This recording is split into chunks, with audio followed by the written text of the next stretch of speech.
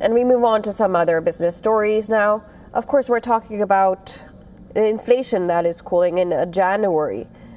Now, U.S. inflation could cool more than expected in January, offering some relief to American families.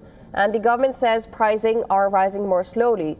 The economists caution it's too early to declare victory. And according to the Department of Labor, the Consumer Price Index, CPI, rose 2.4% year-on-year in January, which is down from 2.7% in December. And that is the lowest level since May 2025 and slightly below analysts' forecast.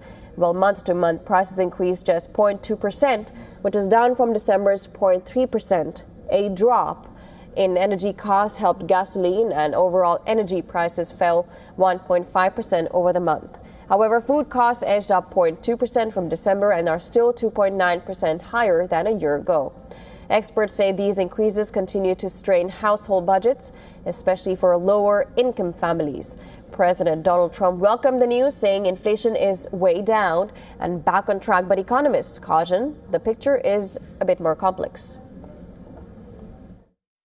Very low inflation. We brought costs way down, and the numbers were surprising, except to me they weren't surprising. So the inflation numbers just announced, as you know, are way down, and we have it back in track. We had the worst inflation in the history of our country, and now we have very modest inflation, which is what you want to have. No tariffs have added to business costs, though companies have often absorbed the extra charges instead of passing them on to consumers. Last year, the administration expanded tariff exemptions on agriculture imports to ease the pressure on households. Excluding volatile food and energy costs, core inflation was 2.5%, slightly below December's level.